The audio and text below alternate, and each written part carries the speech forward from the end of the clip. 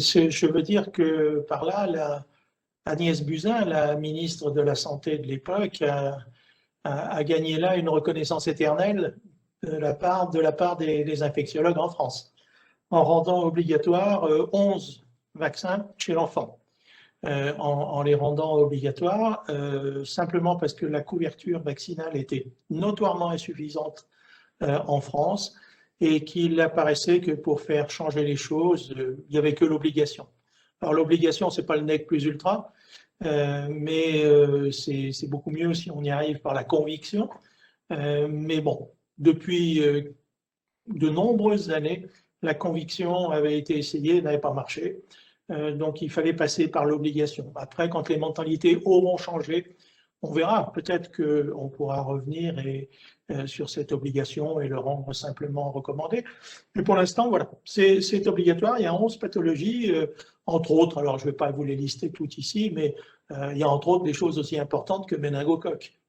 Il y a aussi des choses aussi importantes que pneumocoque. Et le résultat de ce type de vaccination, il est très très clair.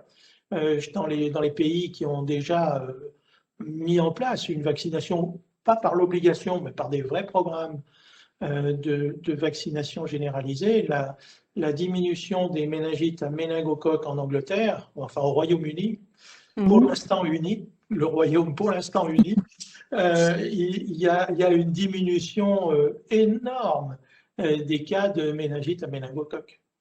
Et de la même façon, aux États-Unis, depuis la vaccination systématique des enfants par le vaccin anti-pneumococcique, il y a une diminution considérable des infections disséminées à pneumocoque et de la même façon, une diminution très importante de la résistance du pneumocoque aux antibiotiques. Les deux vont de pair. Donc au moment où on parle vraiment quasi quotidiennement de la résistance des bactéries aux antibiotiques, c'est un point essentiel. Ce n'est pas totalement intuitif chez tout le monde, mais la vaccination est un des moyens de lutte contre l'émergence des résistances antibiotiques par simplement le fait qu'on a moins besoin ou moins la tentation, parce que ce n'est pas toujours un besoin, mais moins la tentation de prescrire des antibiotiques. Mais c'est largement un parallèle qu'on peut faire avec notamment la pathologie des ruminants où l'objectif est d'essayer de réduire la consommation d'antibiotiques par la vaccination. Donc c'est aussi une façon de réduire les résistances. Qui est valable des deux côtés, effectivement. Ouais. Très bien. Puisque vous nous dites que des vaccinations ont été rendues obligatoires, quel a été, terme très à la mode, l'acceptabilité de cette obligation au niveau de la population, puisque c'est un sujet qui semble être bouillant? À la mode. L'acceptabilité, il est difficile à apprécier parce que l'acceptation, elle va de soi puisque c'est obligatoire et que les enfants doivent avoir ces vaccinations pour pouvoir être scolarisés. Donc à partir de là, il n'y a plus beaucoup de débats. Alors on a toujours les irréductibles, hein, les anti-vaccinaux irréductibles et sectaires. Bon, ceux-là, rien n'y fera jamais rien. Mais l'obligation, vraiment l'acceptabilité, on ne sait pas trop.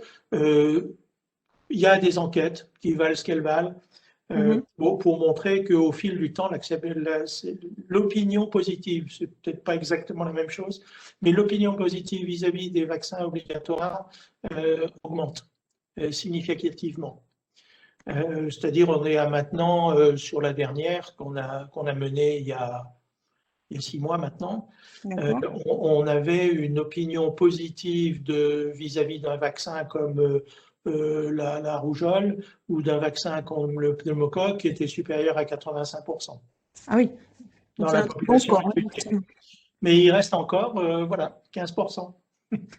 Et alors, bon, puisque le sujet est quand même plus qu'intéressant, quel est le niveau de confiance là actuellement ces derniers jours vis-à-vis de la vaccination Covid?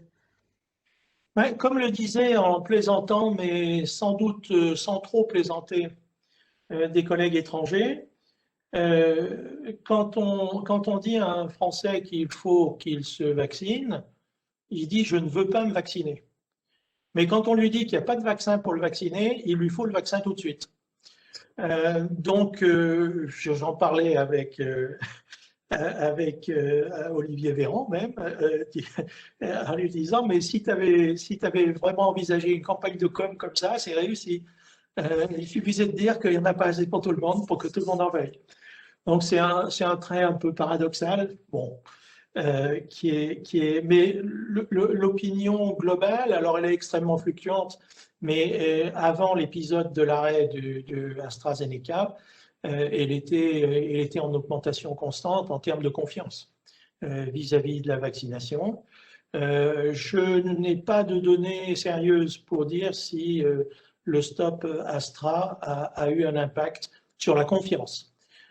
Par contre, ce que je sais, c'est que autour de moi et tous les gens que je rencontre sont en attente de vaccination. Oui. Alors, il y a sans doute des types, comme souvent, c'est ceux qui parlent le plus fort, mais c'est sans doute pas la majorité, et largement pas la majorité qui est opposée à cette vaccination. Et je crois que les gens ont quand même compris le discours, qui est de dire que bon, il y a plusieurs dizaines de millions de personnes qui ont été vaccinées avec ce vaccin, et puis tout mouillé de chaud, on arrive à cette suspicion d'effets secondaires graves, et des suspicions et pas des démonstrations. Donc on ne sait pas encore s'il y a un vrai lien. Donc là, il y a quand même une distorsion phénoménale entre le bénéfice et le risque, parce que le bénéfice, on le voit aussi dans les courbes qu'on peut voir. Oui, c'est ce que j'allais vous demander. Est-ce que dans les pays qui ont déjà largement vacciné, Israël ou le Royaume-Uni, enfin l'Angleterre, la mortalité est en chute libre. Oui. La Donc c'est clairement la démonstration du bénéfice de la vaccination. Ah oui, absolument. Je crois que le bénéfice, alors il n'y a pas le moindre doute sur le bénéfice de cette vaccination. Très bien.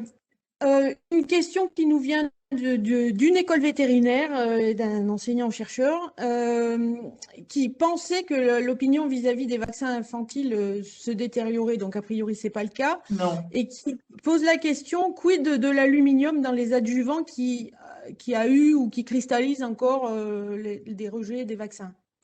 Alors l'aluminium, c'est un adjuvant. Bon, il faut dire que les adjuvants sont, pour certains vaccins en tout cas, absolument indispensables. Autrement, on n'obtiendrait pas d'immunité avec les techniques actuelles. Oui. On n'obtiendra pas d'immunité, ou tout au moins une immunité faible ou une immunité de courte durée. Donc les adjuvants sont indispensables pour stimuler et consolider la réponse immunitaire. Donc ça, c'est un point. Après, lesquels choisir? Parfois, ils sont tous à peu près équivalents. Alors l'aluminium a fait beaucoup de bruit en raison d'une seule équipe en France qui a trouvé là son miel pour faire quelques publications. Ça repose sur rien. Ça repose absolument sur rien. La maladie qu'ils décrivent n'existe pas. Il n'y a pas de maladie liée à l'aluminium. Ça n'existe pas. Par contre, ce qui est vrai, et ça a été le déclencheur de leur séquence, c'est que quand on fait une biopsie cutanée à l'endroit où on a fait un vaccin adjuvanté avec de l'aluminium, on retrouve effectivement quelques traces d'aluminium. C'est un tatouage. C'est pas autre chose. C'est pas une maladie. D'accord. Bon, je pense que ça répond bien à la question. Autre question. Vous savez sûrement qu'aux US, des vaccins anti-Covid ont été adaptés pour protéger les animaux d'un des os.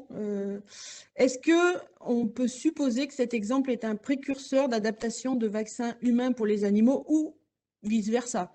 Parce que nous, sur les ruminants, le coronavirus, ce n'est pas une énorme nouveauté en maladie respiratoire. On le cherche depuis quelques années, on le trouve de plus en plus.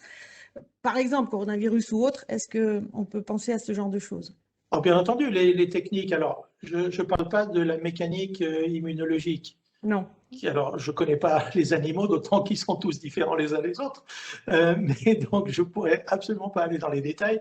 Mais hors cet aspect-là, il y a tous les technologies qui amènent à produire une sécrétion d'anticorps sont adaptables d'un côté à l'autre. Ça, il y a vraiment pas de problème. Là où, d'ailleurs, je dirais que le Astra utilise un adénovirus de chimpanzé. Voilà. C'est vraiment quelque chose qui pourrait être très courant, très très courant. Le mécanisme aussi, enfin la technologie de l'ARN messager, hors le prix. Mais quand on multiplie les quantités, on diminue le prix, c'est quand même souvent le cas. Mais hors le prix, cette technologie est très très largement adaptable, bien entendu, à l'animal. Il faut voir à quel degré de spécificité se situe l'ARN. C'est-à-dire, est-ce que, je dis n'importe quoi et je suis désolé d'être aussi naïf, mais est-ce que l'ARN du chien, c'est sûrement pas l'ARN du chat. Donc, il faut à ce moment-là avoir une spécificité pour chaque espèce. Bon, très bien. Donc, ça a certainement un coût, mais en termes de technologie, c'est quelque chose d'absolument remarquable par sa flexibilité. Oui. Parce que technologiquement, ça devient extrêmement simple. À partir du moment où vous savez conserver et manipuler l'ARN, bah, vous branchez une séquence, telle ou telle séquence, et vous pouvez finalement obtenir des vaccins à l'infini en branchant ces séquences. Mais y compris en oncologie. C'est aussi une ouverture fantastique. Oui, vous aviez évoqué à l'époque les vaccinations vis-à-vis des cancers, oui. Donc là, ça ouvre un champ absolument remarquable dans ce domaine-là, avec des vaccins préventifs, mais aussi et surtout des vaccins peut-être curatifs ou adjuvants à la thérapeutique. Ah oui? Si vous arrivez à fabriquer une immunité contre des cellules cancéreuses, et spécifiquement des cellules cancéreuses, c'est sûr que ça devient un adjuvant, sinon un traitement contre ces cellules cancéreuses. Et si on fait le tour des technologies vaccinales, je ne sais pas si le terme est adapté, mais en gros, en médecine vétérinaire, et mes confrères me corrigeront si je dis des bêtises, mais on a des vaccins inactivés classiques, des vaccins vivants atténués et des vaccins sous-unitaires à base de toxines, par exemple. A priori, il ne me semble pas que nous ayons autre chose pour l'instant. Est-ce que vous avez, donc en médecine humaine, on a l'ARN messager, on a l'adénovirus vecteur. Est-ce qu'il y a d'autres perspectives dans les tuyaux? C'est des choses qu'on connaît déjà. Ce qu'on connaît déjà, c'est-à-dire toutes les technologies que vous avez citées, on peut les utiliser aussi dans la Covid, mais dans d'autres vaccins. Mais par exemple, le vaccin chinois, le Sinovac, et contre Covid, est un vaccin inactivé. Donc, bon, il ne marche pas bien. Mais voilà, c'est une technologie qui est utilisée et qui est vendue d'ailleurs dans de très nombreux pays. Mais bon, ça ne marche pas très bien dans ce cas-là. Mais c'est un vaccin qui marche, cette technologie marche très bien dans d'autres. Donc, il y a absolument aucun problème. Globalement, l'idée est de s'affranchir du pathogène entier. Bon, pour des raisons de tolérance, bien entendu, et pour des raisons de facilité de fabrication industrielle ensuite. Si vous arrivez à avoir un vaccin qui utilise quelques protéines, bon, une fois que vous avez le moule, si on peut parler comme ça, le moule pour les protéines, ben allez, on lance la production à très très grande échelle de façon extrêmement aisée. Alors, à ce jour, vis-à-vis du notre problème actuel de ce SARS-CoV-2 un petit peu pervers, est-ce que la vaccination est de toute façon la seule issue? Il n'y a pas d'autre solution. Il n'y a pas d'autre solution. Contrairement aux autres coronavirus humains, il y en a 7, je vous rappelle, dont 4 sont des agents du rhume. Bon, celui-là, on s'en accommode. Il y avait les 2 autres, il y a le MERS et le SARS-CoV-1, qui sont des virus avec une mortalité élevée, mais qui n'ont pas réussi à être suffisamment épidémiques pour faire un vrai souci. Là, par contre, avec le SARS-CoV-2, on est vraiment dans la démonstration qu'il y a une épidémie, c'est peut-être pas la peine de le souligner, mais surtout, ce qui est absolument certain, c'est que cette épidémie va s'installer. Ça va devenir une endémie. Oui. Donc, un modèle un peu grippal? sur sans doute ce modèle-là, avec un virus qui va peut-être bien se saisonnaliser, mais qui va continuer à être présent. C'est-à-dire que ça va continuer à faire partie du stock de diagnostics qu'on sera amené à faire devant une infection respiratoire dans l'avenir. Donc, à partir de là, si on veut éviter les dégâts qu'on constate en ce moment en termes de mortalité ou de séquelles, forcément, il faut qu'il y ait une immunisation. Alors, l'immunisation de la population par la maladie, pourquoi pas? C'est ce qu'avaient essayé d'imaginer les Suédois et ça a été un total échec. Oui. Total. C'est le pays d'Europe qui a le plus de morts rapportés à la population. Donc, il ne faut pas espérer ça. Et c'est bien évidemment le vaccin qui est la seule solution. Alors, on a une question, et je pensais qu'elle allait arriver dans peu de temps, sur l'origine. On nous a parlé pangolin, on nous a parlé chauve-souris, on nous a parlé virus échappé d'un laboratoire. Donc, est-ce qu'on a quelques débuts de certitude? Alors, on va déjà éliminer le plus facile, le laboratoire. Bon, ça, c'est la version déjà complotiste habituelle. Il y a d'autres complots qui ont circulé, hein, du style la CIA qui veut éradiquer l'humanité. En général, parce que la CIA a bon dos, mais on pourrait construire la même chose avec le KGB, hein, c'est pareil. Donc, c'est des grands vilains qui veulent éradiquer la population pour prendre le pouvoir. Bon, tout ça, c'est évidemment complètement faux. L'échappement du laboratoire, ça n'existe pas. Non, c'est une zoonose. C'est une zoonose dont l'origine est la chauve-souris. Ça, on sait. Comment elle est passée à l'homme, c'est-à-dire qu'elle a été l'hôte intermédiaire. Oui. On a évoqué le pangolin, pourquoi pas. Est-ce qu'il y a d'autres animaux? J'avoue que la question reste ouverte, on va dire. Et c'est sûrement pas la mission d'enquête de l'OMS qui va apporter une réponse. Parce qu'il faut bien comprendre que c'est une vaste plaisanterie. Non pas que les gens qui y sont allés soient incompétents, au contraire. Mais c'est des gens hyper compétents. Mais bon, voilà, la Chine, c'est la Chine, quoi. Donc, on reste sur la totale transparence. Et j'ai une question sur je saute un petit peu du coq à l'âne, mais on reste quand même très Covid, hein, vous verrez. Quelle est la proportion de vaccinés qui pourraient être considérés comme protectrices? Donc, on est sur le thème de l'immunité de troupeau que nous connaissions bien. Et qu'est-ce qu'il faut comme minimum de pourcentage de population pour espérer une protection de tout le monde? Alors, c'est compliqué parce que si on se réfère au premier virus, au virus sauvage, oui. Celui qui a commencé l'épidémie, le tout premier, les calculs tournaient autour de 60% de la population immunisée qui permettrait d'avoir une endémie à bas bruit. Si on maintenant s'adresse aux variants dits anglais, là c'est plus 60%, c'est 80%. Ah oui. Oui, il semble quand même se diffuser de façon très très dynamique et beaucoup plus vite. Il a un avantage. Hein, je veux dire, c'est une histoire de compétition entre virus. C'est-à-dire que ce variant, il a plus de facilité pour s'implanter chez l'homme, simplement parce qu'il a plus d'affinité pour les récepteurs tissulaires. Donc, s'il a plus d'affinité, ben, il prend le pas sur celui qui a moins d'affinité. Tout simplement. Et petit à petit, c'est un petit peu comme les frelons asiatiques qui prennent la place de nos gentilles abeilles de chez nous, quoi. C'est un petit peu la même chose. C'est le virus le plus adapté à l'espèce humaine remplace le virus qui est moins adapté. D'accord. C'est loin d'être étonnant d'avoir cette séquence. Donc, on va vers une nécessité de vacciner une très grosse partie de la population. Absolument.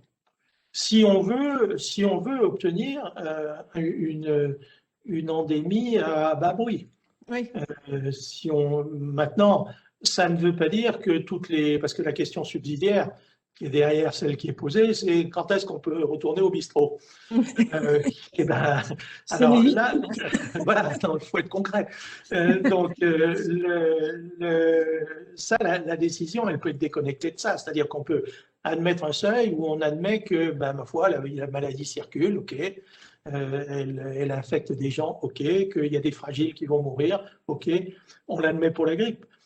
Donc, on peut avoir ce même type de raisonnement. Donc, lever les restrictions avant les 80% d'immunisation de la population. Malgré tout, le modèle grippal, le faible pourcentage de personnes vaccinées ne collera pas. Il va falloir arriver à vacciner. La grippe, c'est 10 000 morts par an en France. Ouais. Et ça fait souci à personne, apparemment. Oui. Bien. Et alors, du coup, on va finir ou continuer encore un petit peu sur la Covid avant de revenir à des parallèles avec nos animaux. La question de la vaccination, ou en tout cas des enfants, se pose-t-elle ou pas encore Pas pour l'instant.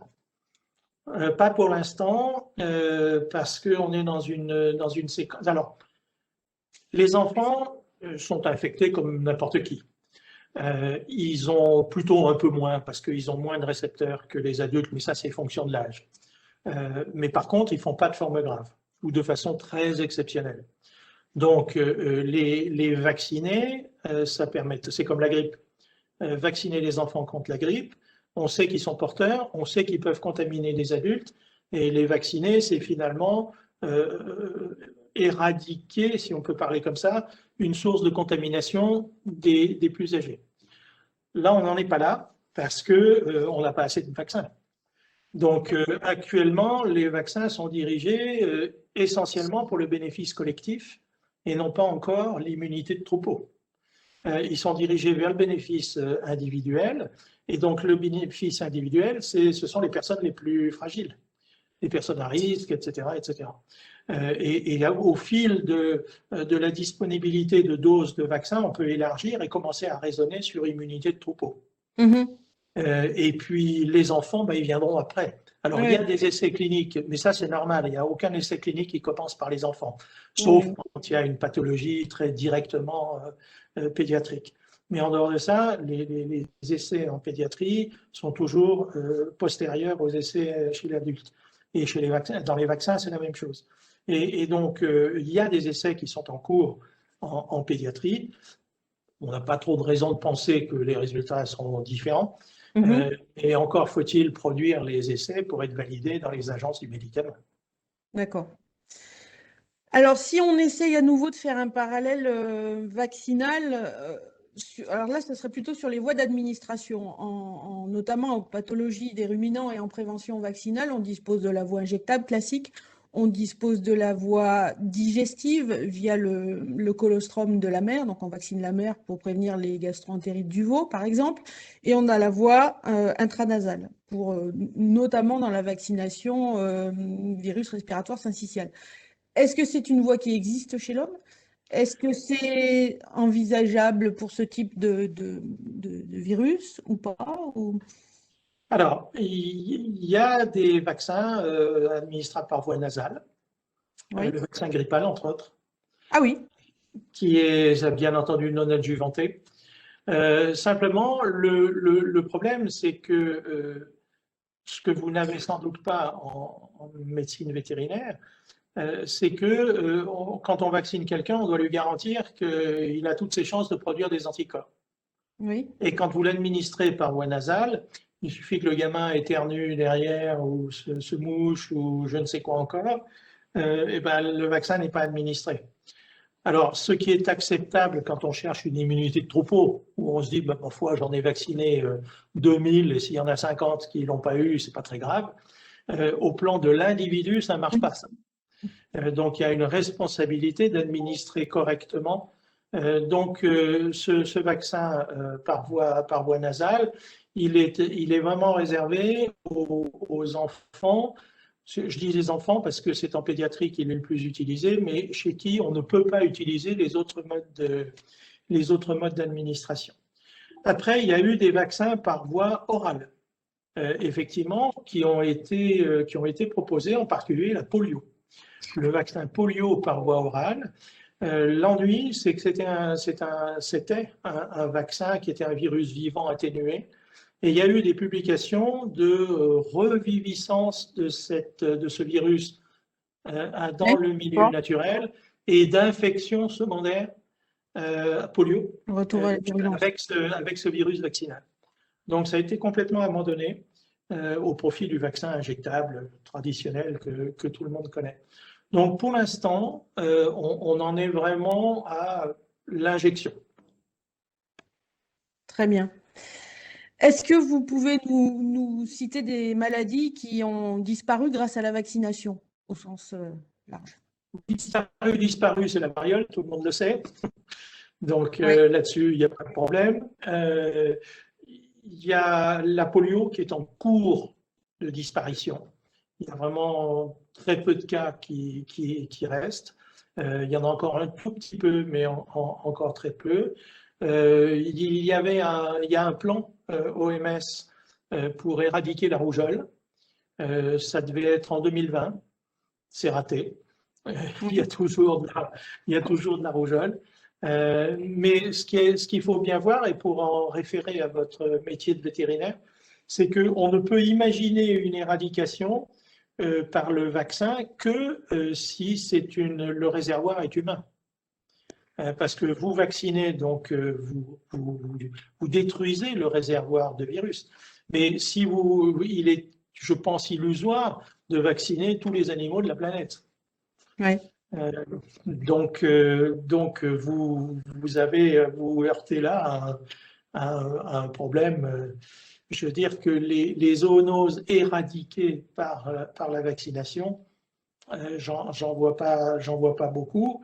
On peut éradiquer des maladies infectieuses ou para-infectieuses par vos méthodes un peu plus radicales. Oui, disons que nous avons tel que vous l'avez fait pour la vache folle, mais ce n'était pas du vaccin. Oui, on a des maladies en cours d'éradication où effectivement il y a des stratégies qui prônent la vaccination et il y a des stratégies qui la prônent beaucoup moins. Parce qu'on a cette l'exemple de la brucellose, par exemple. Oui, la brucellose, actuellement on a des maladies comme la diarrhée virale bovine, la BVD, qui est en cours d'éradication, pas forcément un choix de vaccination. Bien, merci. Alors, je vais revenir un petit peu à ce que vous nous aviez dit il y a quelques années, quand je vous avais demandé quelles étaient les maladies les plus importantes. Alors, on va juste un peu oublier la Covid, tout en sachant qu'elle accompagne nos jours et nos nuits. Vous m'aviez répondu VIH et paludisme.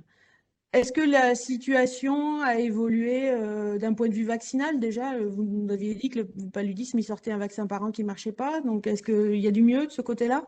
Non, le paludisme, non. C'est clair, non. Donc, c'est extrêmement difficile de fabriquer un vaccin contre un parasite. Vous le savez bien. C'est extrêmement difficile de par la complexité du micro-organisme. Et donc, pour l'instant, je n'ai pas connaissance d'un quelconque vaccin antiparasitaire, en tout cas en médecine humaine. En médecine vétérinaire, je ne sais pas, mais en médecine humaine, il n'y en a pas. Donc, le paludisme reste un sujet de préoccupation. J'allais dire toutes les pathologies transmissibles par des vecteurs. Parce qu'on a une augmentation de la dengue, qui est la maladie infectieuse la plus en expansion actuellement dans le monde, et qui est maintenant plus une maladie exotique. Enfin, exotique si on considère que la Guadeloupe et la Martinique ne sont pas la France.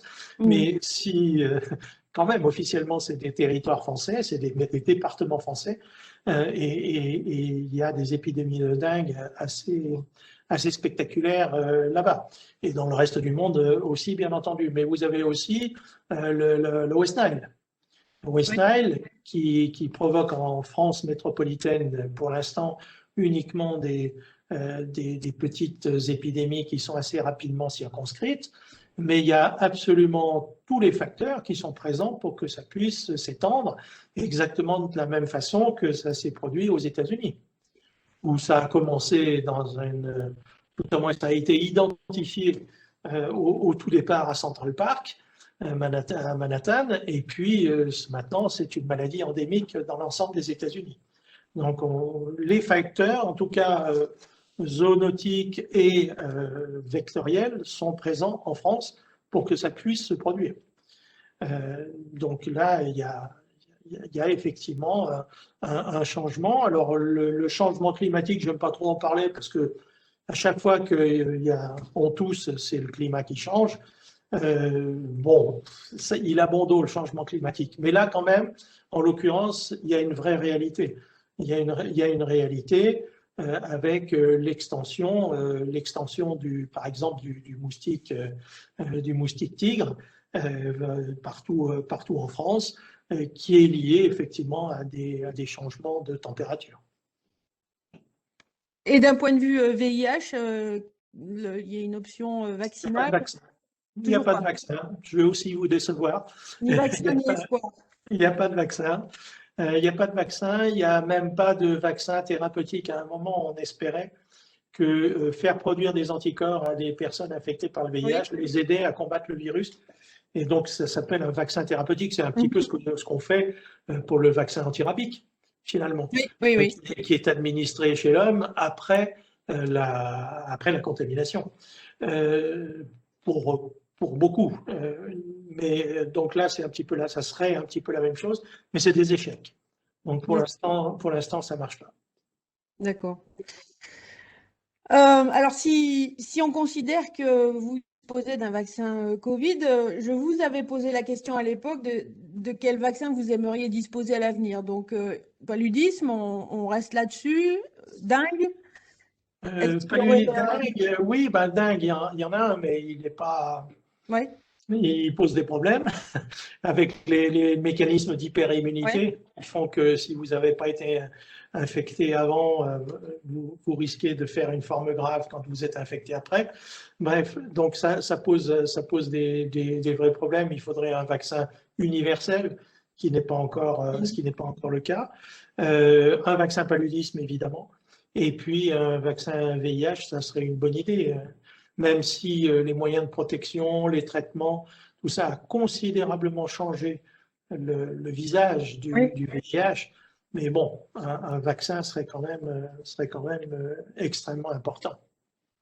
Et puis je veux dire qu'il faut, ce sont des vaccins contre le cancer.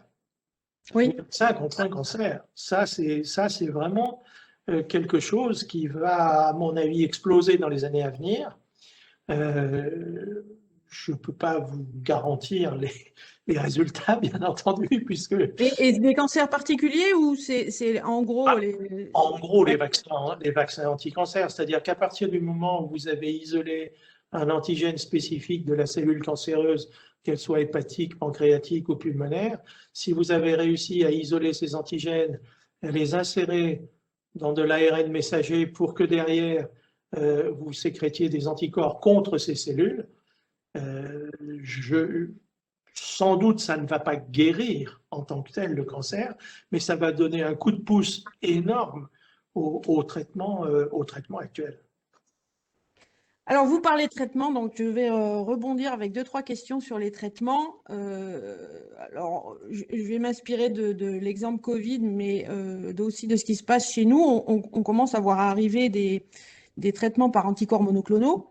Alors, plus sur nos petits animaux qu'on chouchoute bien pour l'instant que sur nos grosses bestioles avec des cornes, mais ça va sûrement venir.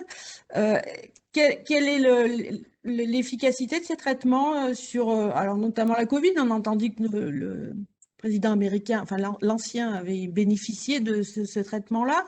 Est-ce que c'est l'avenir? Est-ce que c'est compliqué? Est-ce que c'est peu efficace? Mais ça ne marche pas. Ça ne marche pas. Ça marche pas. La question est plus longue que la réponse. Ça marche pas du tout. Donc. Alors, ça ne marche pas aujourd'hui. Ça ne marche pas aujourd'hui. On n'a aucun exemple, de l'efficacité d'un anticorps, quel qu'il soit d'origine externe, monoclonale ou pas monoclonale, comprenant les immunoglobulines, et ou des anticorps produits naturellement, on n'a aucun exemple d'efficacité clinique à partir du moment où les symptômes d'une maladie sont déclarés. D'accord. La seule efficacité qui est montrée, c'est avant les symptômes, pour éviter les symptômes. Le plus spectaculaire, c'est la rage. Mmh. Donc avec la vaccination et les immunoglobulines, des personnes à risque de développer une rage derrière. Là, ça marche. Mais les mêmes anticorps, le même vaccin, une fois que la personne a présenté des signes cliniques, ça sert absolument à rien. Et dans la Covid, c'est exactement ça. On vient de faire un point à la Société savante de pathologie infectieuse sur les anticorps monoclonaux. Il n'y a aucune démonstration que ça serve à quelque chose en thérapeutique. Alors, je ne dis pas qu'à l'avenir, ça ne marchera pas, parce qu'il ne faut pas fermer les portes. Mmh. Mais sur ce qui est actuellement publié, ça ne marche pas. C'est-à-dire que ça ne modifie pas la mortalité, ça ne modifie pas la fréquence des besoins en hospitalisation. Par contre, on peut imaginer qu'en prévention, c'est-à-dire alors que vous n'êtes pas encore infecté, ça puisse effectivement vous amener une protection comme le ferait un vaccin. Mais si vous n'avez pas de vaccin sous la main et que vous savez que vous allez être dans une situation à risque ou que vous venez juste de l'être, peut-être ça a une efficacité. Mais une fois les symptômes déclarés, pour l'instant, sur ce qui est publié, il n'y a pas d'efficacité. Et qu'on les utilise en monothérapie ou qu'on les utilise en combinaison. D'accord. Donc, si Trump s'en est sorti, c'est qu'il y avait un diable qui lui a permis de s'en sortir. Alors, on a parlé vaccination, on a parlé traitement. Est-ce qu'on peut aborder un tout petit peu le diagnostic, puisque nous, notamment en diagnostic des maladies respiratoires des ruminants, on est habitué, on utilise beaucoup la PCR depuis maintenant pas mal d'années. Maintenant, 66 millions de spécialistes sont nés sur la PCR. Oui. Quels sont les... Parce qu'il y en a, ils sont doubles spécialistes. Quels sont les moyens diagnostiques à venir, s'il y en a des nouveaux, ou plus pratiques, ou moins chers, ou plus rapides, ou avec quel type de performance, ou quel choix pour l'utilisation? Disons que pour la Covid, on a utilisé les outils qu'on connaissait, hein, c'est-à-dire comme vous, la PCR. La PCR, on a essayé d'en améliorer les performances en termes de rapidité. Mais ça, c'est des choses qu'on connaît depuis aussi longtemps que vous. Oui. Des choses qu'on s'est inspiré de vous aussi. La seule question, c'est que ça n'est pas forcément aussi développé qu'en médecine vétérinaire, parce que on regarde, d'abord, c'est pas donné, et puis on regarde derrière les conséquences. Est-ce que ça a une conséquence en termes de santé publique de faire le diagnostic de VRS? Par exemple, je prends VRS. De faire le diagnostic de VRS chez les humains, est-ce que ça a une conséquence d'en faire le diagnostic aussi bien en termes de, je ne sais pas moi, est-ce qu'il faut isoler ces gens-là? Jusque-là, on dit non. Ou de traitement. C'est-à-dire, s'il y a un traitement, c'est légitime de faire un diagnostic. Mais si c'est faire un diagnostic pour nous faire plaisir, c'est vrai qu'on dépense nos impôts juste pour nous satisfaire, ce n'est pas très, très légitime. Parce que si on parle du VRS, ça ne vous oriente pas vers une option vaccinale qui n'existe pas, a priori? Pour l'instant, non.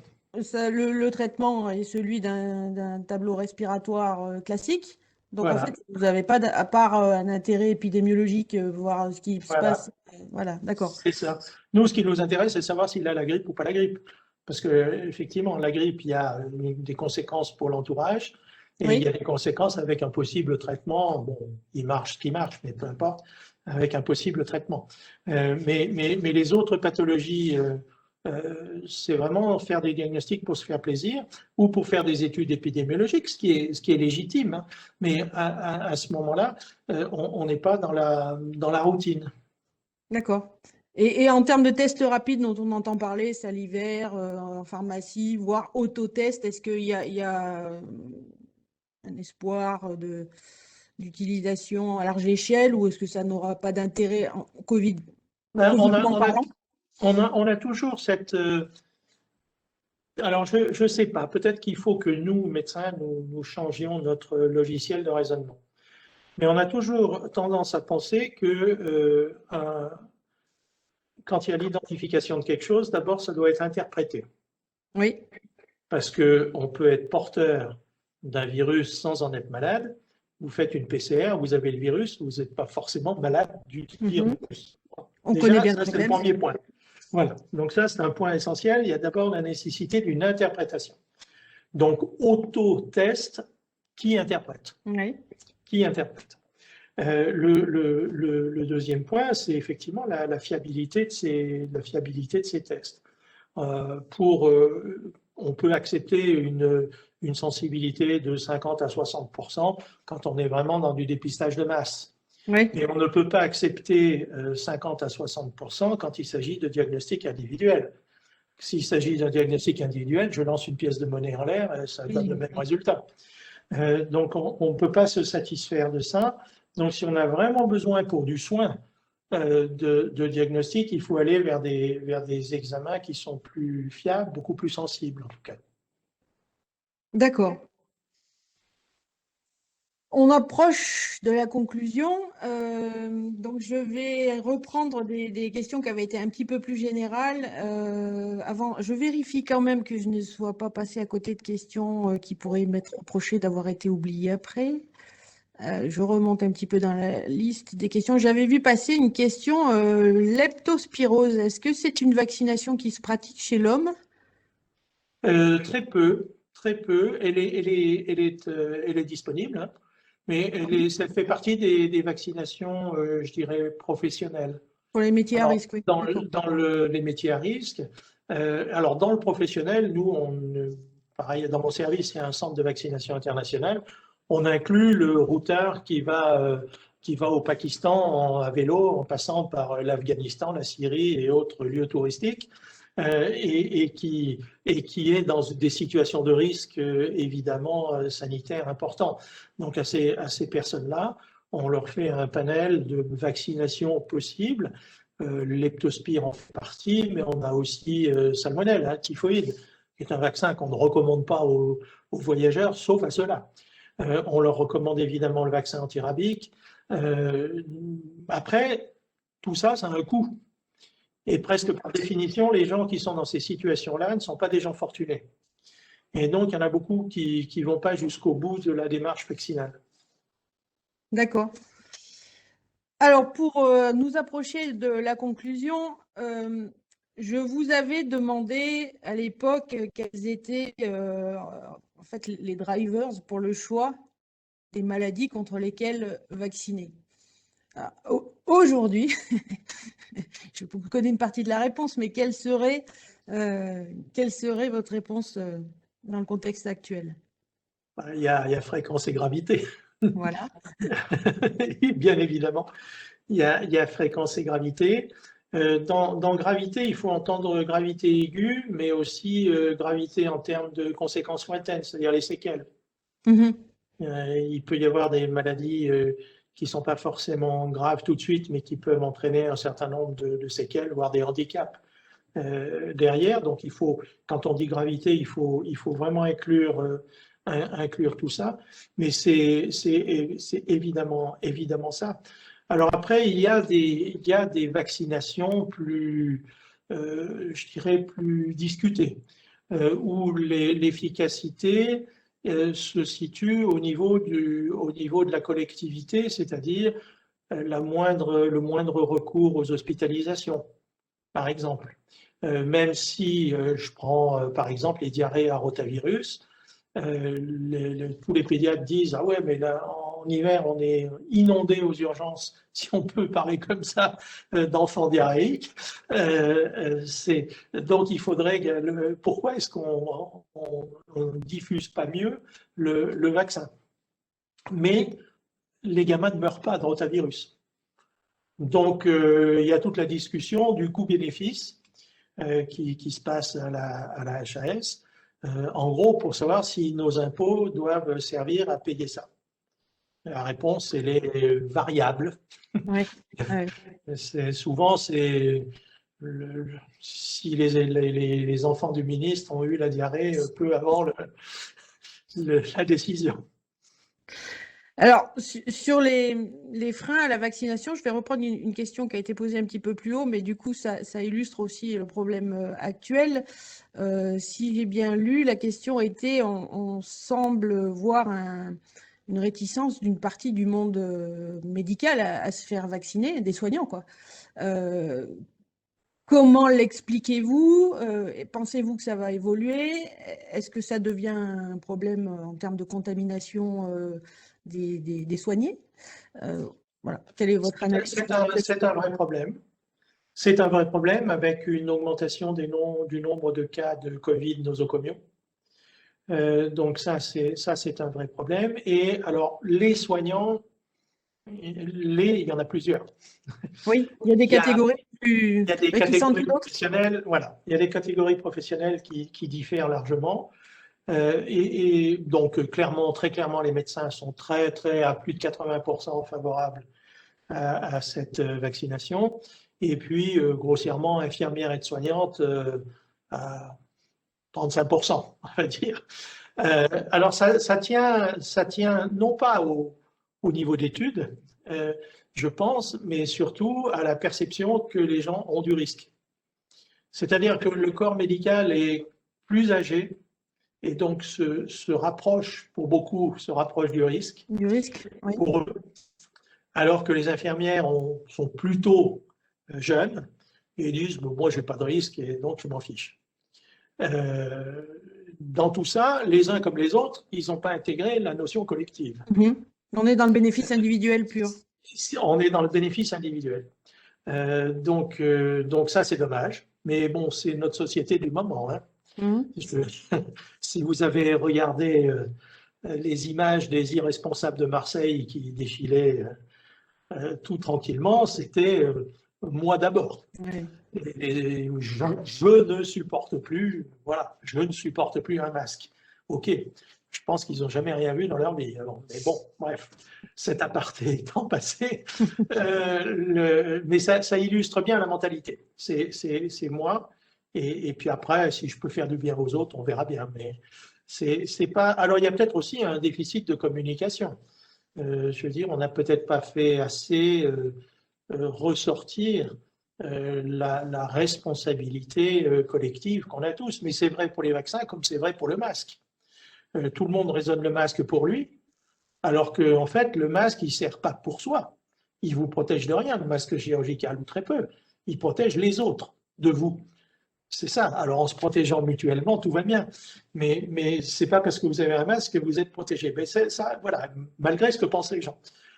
Donc, voilà, cette notion de responsabilité envers les autres est malheureusement pas assez répandue. Oui. Alors que nous, on l'applique beaucoup plus en traitant et en vaccinant souvent des lots de ruminants et moins. Alors, on est vous c'est dans votre schéma de raisonnement. Ouais, c'est dans votre schéma de raisonnement. C'est logique. Très bien, mais écoutez, il est l'heure, donc je ne vais pas abuser de votre temps. Il y aura un replay pour ceux qui n'ont pas pu rester jusqu'au bout.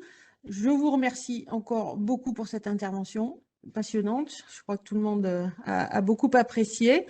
Vous aurez, quand vous allez vous déconnecter, une très courte petite enquête de satisfaction sur ce webinar pour savoir si ça vous a plu et quels sont les thèmes que vous aimeriez voir abordés. Donc, encore un grand merci au professeur Stahl. J'espère que nous n'aurons pas parlé d'une autre zoonose dans 2-3 ans. Oh, fatalement, il y en aura d'autres. C'est bénéfique, en tout cas, de la vaccination de celle-ci. On en reparlera. Et je vous souhaite à tous une excellente soirée. Et je vous signale juste qu'à partir de demain, le replay du webinaire précédent, qui est alors un sujet totalement différent, qui était sur le monitoring, les outils de monitoring et la place du vétérinaire face au monitoring de la vache laitière, sera disponible donc dès demain. Merci à tous et très bonne soirée. Bonsoir. Bonsoir.